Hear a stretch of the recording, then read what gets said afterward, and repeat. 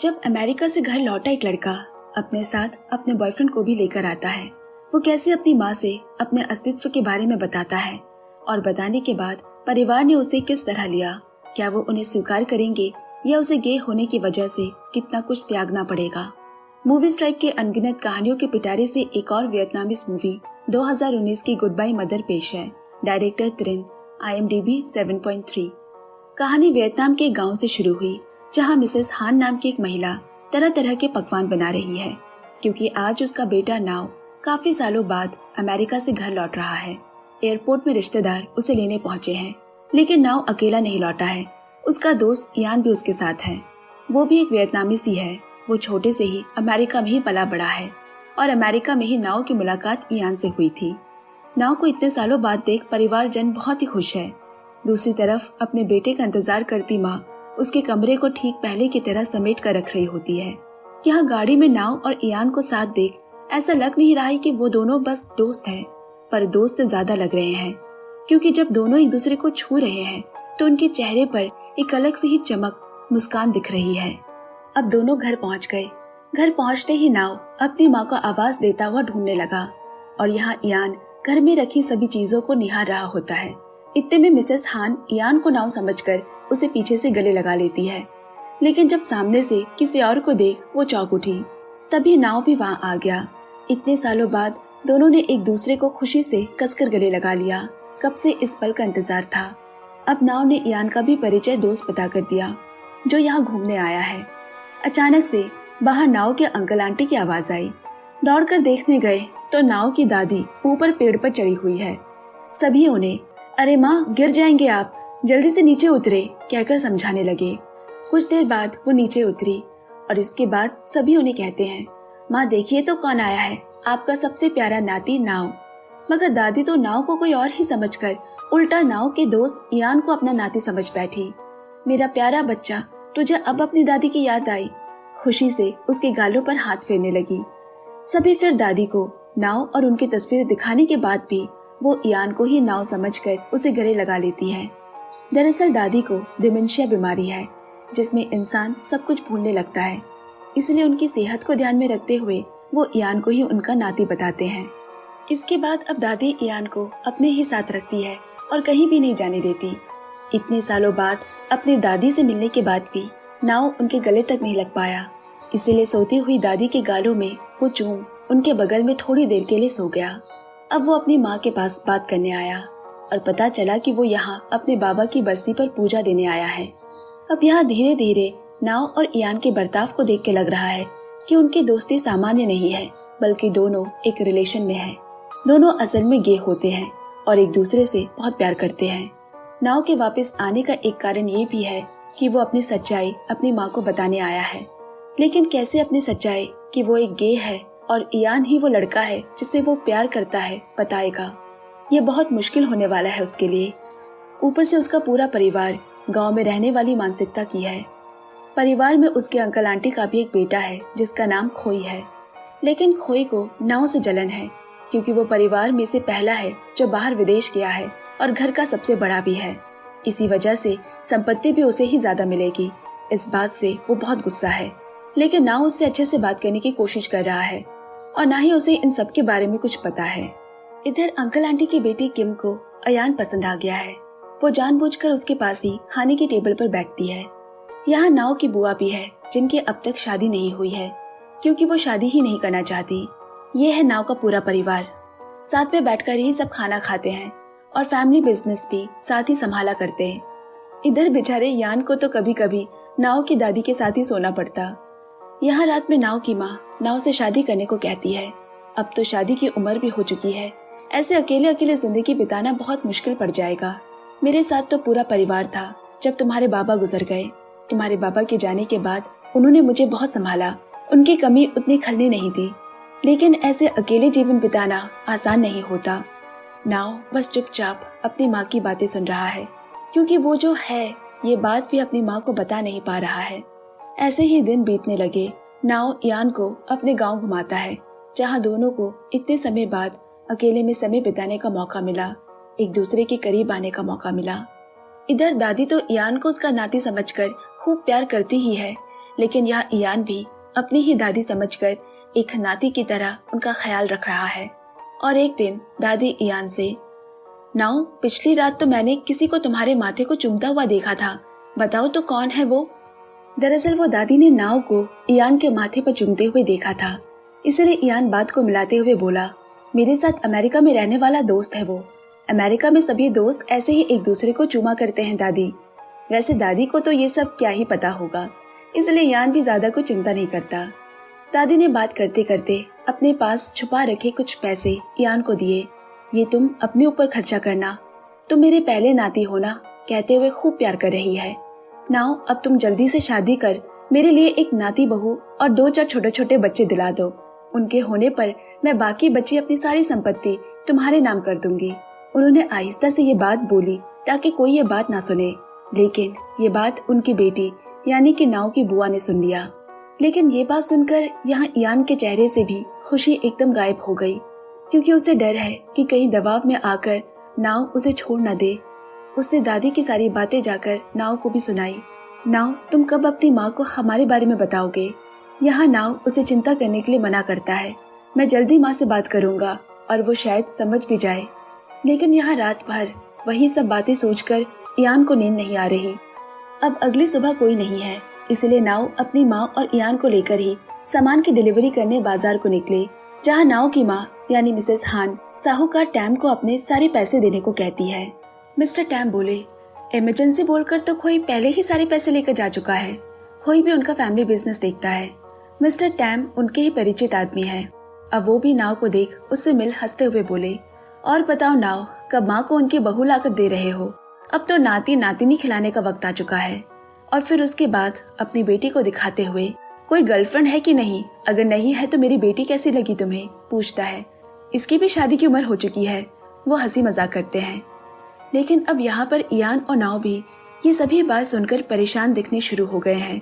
सभी नाव से शादी कर घर बसाने की आस रखे हुए हैं, पर नाव के पास हिम्मत ही नहीं कि वो अपने परिवार को कैसे सच बताए। जहाँ भी जाता वही उसकी शादी की ही बात होती, क्योंकि नाव की अब शादी करने की उम्र भी पार हो चुकी है। अब यहाँ घर आकर मिसेस हान खोई को सामने रखकर हिसाब किताब सुना रही है और मिस्टर टैम से लिए पैसे के बारे में भी पूछती है, पर खोई के पास कोई जवाब ही नहीं। इधर धीरे धीरे किम बहाना बनाकर इयान से मिलने आ जाती और उसके साथ समय गुजारने लगती। ये चीज मिसेस हान की नजरों से भी नहीं चूकी है। वो उन्हें साथ में देख काफी खुश भी है। अब एक दिन नाव, इयान, किम और उनकी बुआ बाजार घूमने आए हैं, जहाँ वो चारों बहुत ही ज्यादा मस्ती मजाक कर रहे हैं। वापस घर लौटते वक्त रास्ते में खोई और उसके दोस्त से उनकी मुलाकात हो गई, जो वहाँ शराब पी रहे होते हैं। खोई इयान को भी जबरदस्ती शराब पीने को देता है। तभी नाव ने उसे रोकते हुए, मैं इयान के बदले शराब पीऊंगा ना, कहकर इयान को किम और बुआ के साथ घर भेज दिया। और अब वो खोई और उसके दोस्त के साथ बैठकर शराब पी रहा है। वहाँ एक लड़की नाव के करीब जाने की कोशिश कर रही होती है, लेकिन नाव पर कोई असर ही नहीं पड़ा। बेचारा यहाँ इयान नाव के इंतजार में बाहर गेट की तरफ ही ताकते हुए बैठा हुआ है। तभी दादी उसे देख, ऐसे गुमसुम होकर बाहर क्यों बैठे हुए हो? पूछती है। मैं दोस्त के आने का इंतजार कर रहा हूँ दादी।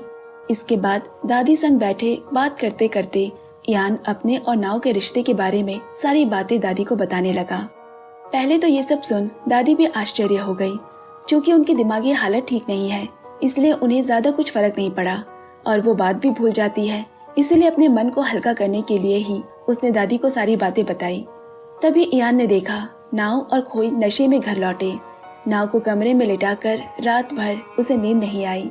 वो सोचता रहा, कहीं नाव संग वियतनाम आकर मैंने कोई गलती तो नहीं की। अगले दिन नाव के बाबा की बरसी पर पूजा कराई गई। सभी लोगों ने पूजा की। उसी दिन गांव के और भी लोगों को खाने पर बुलाया होता है। घर पर ही छोटा मोटा खाने पीने का कार्यक्रम रखा गया है। मिस्टर टैम भी आए हुए हैं। अब उन्होंने हाथ में माइक पकड़ नाव के सामने रखकर पूछा, बताओ तो नाव, तुम शादी कब कर रहे हो? हम सब अब बेसब्र हो चुके हैं तुम्हारी शादी देखने को। असल में बात यह है कि मिसेस हान ने मिस्टर टैम की बेटी के साथ अपने बेटे की शादी की बात पहले ही कर चुकी होती है। इसीलिए मिस्टर टैम नाव से हमेशा ये सवाल पूछते रहते हैं, लेकिन ऐसे अचानक सबके सामने पूछने से वो थोड़ा हकबकाया हुआ है। अचानक ये देख गुस्से में दादी चेयर से उठी और माइक अपने हाथ में लेकर इयान की तरफ उंगली दिखाते हुए बोली, वहाँ बैठा मेरा नाती नाव के साथ ही इयान की शादी होगी। वो दोनों बहुत समय से एक दूसरे के साथ और प्यार करते हैं। अगर किसी ने दोनों को अलग करने की कोशिश की तो उसे मेरी लाश से होकर गुजरना पड़ेगा। ये सुनकर तो वहाँ मौजूद सभी कोई हक्का बक्का हो गए। इस परिस्थिति को संभालने के लिए नाव की माँ ने सबसे माफी मांगी। आप लोगों को तो पता ही है, मेरी माँ बीमार है और वो कुछ भी बोल देती है। चलिए नाव से ही पूछा जाए कि उसका फ्यूचर प्लान क्या है। पर नाव तो कुछ बोल ही नहीं पा रहा, लेकिन फिर उसने सबके सामने मुस्कुराते हुए कहा, मेरा कोई खास प्लान नहीं है, बस वापस अमेरिका जाकर सेटल होना है और बाद में माँ को भी वही बुला लूंगा। शादी के बारे में वो कुछ नहीं कहता। ये दिन तो ऐसे ही बीत गया, लेकिन अगले दिन आंटी की वजह से बिजनेस में दिक्कत आ पड़ी है कि वो जानबूझकर कस्टमर को एक्सपायर्ड चीजें बेच रही होती है। इसलिए अब कस्टमर उसके घर में आकर चिल्ला चिल्ली करने लगे, हमारे पैसे लौटा दो नहीं तो पुलिस को बता देंगे, इस तरह की धमकी देने लगे। जब मिसेस हान ने सारा जिम्मा अपने सर लेकर उन्हें शांत करवाया, तब जाकर वो लोग माने। अब यहाँ मिसेस हान को पैसे की जरूरत है। इधर नाव माँ की कुछ तो मदद होगी सोचकर उन्हें अपने पैसे देता है, लेकिन उसकी माँ वो पैसे नहीं लेती। मुझे जब जरूरत होगी मैं मांग लूंगी ना। माँ के कमरे से चले जाने के बाद नाव वो पैसे फिर भी उनके अलमीरा में रखने गया तो वहाँ उसे अस्पताल की कुछ रिपोर्ट्स दिखे, जिसमें पाया गया कि उसकी माँ को दिल की बीमारी है। ये देखकर तो नाव के पैरों तले जमीन खिसक गई। उसकी माँ ने उससे ये बात छुपा कर रखी थी। ऐसे वक्त में वो अपनी और इयान की बात कहकर उन्हें और दुख नहीं दे सकता था। 2-4 दिन से वो बहुत परेशान सा है। यहाँ इयान भी अपने और नाव के रिश्ते को अब किस जगह में देखेगा उसे कुछ समझ नहीं आ रहा, क्योंकि नाव यहाँ जिस मकसद से आया था वही बात वो अपनी माँ को ना बताकर इयान को नजरअंदाज कर रहा है। ये सब सोचकर इयान का मन भी बहुत दुखी है, लेकिन नाव भी यहाँ कुछ कर नहीं सकता। उसकी माँ को कुछ हो गया तो इसका जोखिम वो नहीं उठा सकेगा।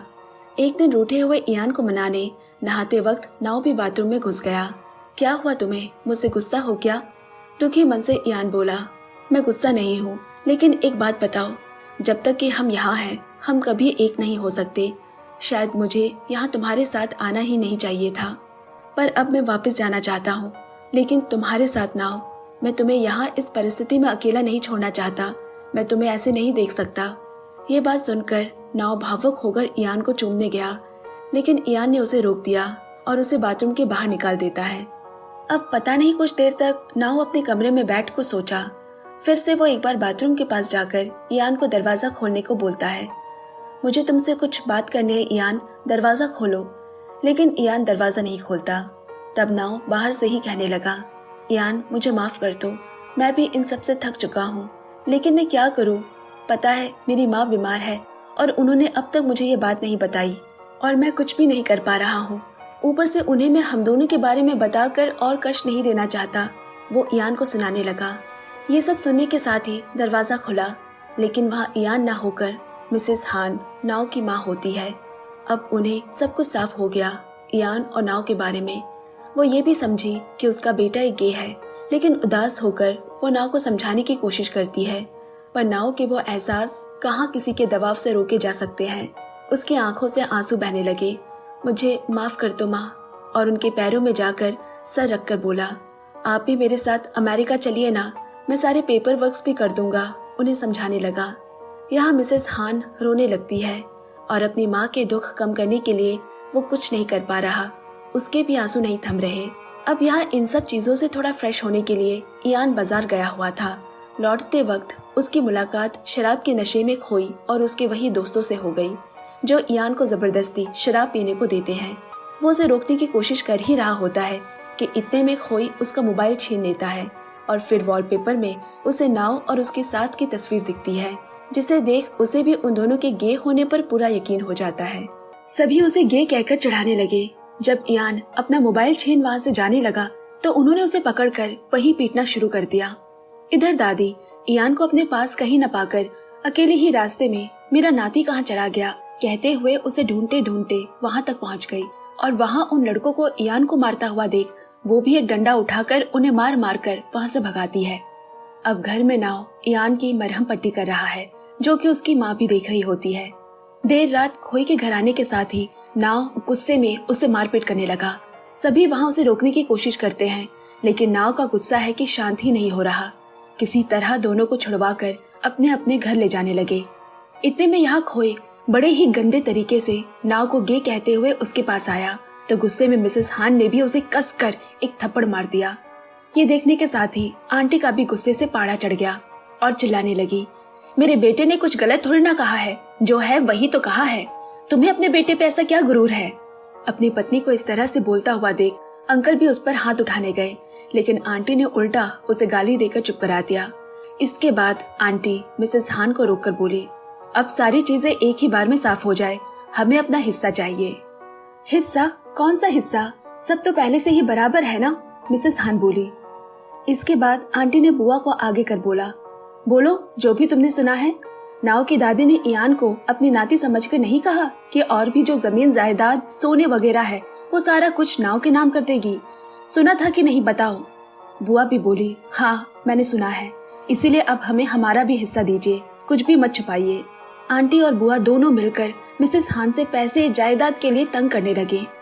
मिसेस हान अब बोली, वो कहेंगी और क्या माँ की बातों में आप विश्वास कर भी लेंगी? वो खुद ही दिमाग से बीमार है। मुझे और किसी भी संपत्ति के बारे में नहीं पता, बस इतना है कि नाव के बाबा ने एक जमीन नाव के नाम पर रखा है। बाद में मैं और नाव ने वही घर बनाकर रहने का भी सोचा है।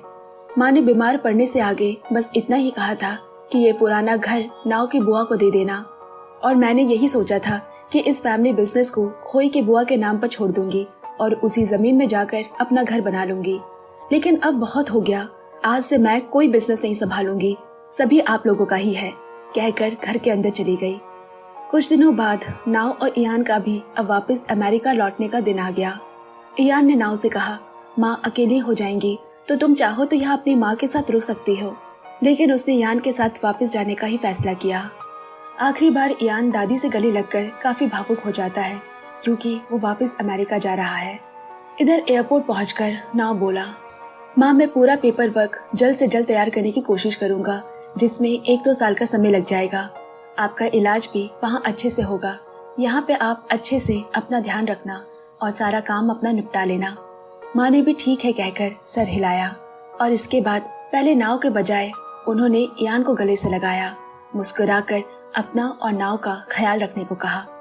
एयरपोर्ट आने की पहली रात मिसेस हान को अमेरिका से लाए हुए गिफ्ट देते वक्त उन्होंने इयान को पास बिठाकर कहा था, चाहे जो हो जाए, जैसी भी परिस्थिति हो, मैं हमेशा बस तुम्हें और नाव को खुश देखना चाहती हूँ। याद रखना मैं तुम दोनों के साथ ही हूँ। सच में मिसेस हान ने उन दोनों के प्यार को स्वीकार लिया है। अपने बेटे की खुशी के लिए उन्होंने फिर से उसे अपनी इच्छा की जिंदगी जीने के लिए, उसकी खुशी के लिए अपने परिवार से खुद से दूर भेज रही है, क्योंकि यहाँ का समाज उन्हें कभी समझ नहीं पाएगा। यहाँ रहने से शायद उनके प्यार को भी कभी स्वीकारा नहीं जाएगा। यहाँ एक माँ अपने बच्चे के लिए खुद की खुशी त्याग कर खुद से दूर भेज रही है। अब एयरपोर्ट जाकर अंदर वेटिंग रूम में नाव इयान के कंधे में सर रखकर बहुत रोता है। मत रो नाव, हम बीच बीच में माँ से मिलने आया करेंगे ना। और इधर घर लौटते वक्त नाव की माँ भी बहुत रो रही है, लेकिन फिर दोनों ने अपने आप को संभाल कर फिर से अपनी अपनी जिंदगी में वापस लौट आए। और इसी के साथ ये खूबसूरत कहानी भी यही समाप्त हो जाती है। धन्यवाद। कहानी आपको कैसी लगी कमेंट्स करके जरूर बताएं। फिर मिलेंगे एक नई कहानी के साथ। तब तक सुनते रहिए, सुनाते रहिए Movies Tribe. Bye bye, love you and take care friends.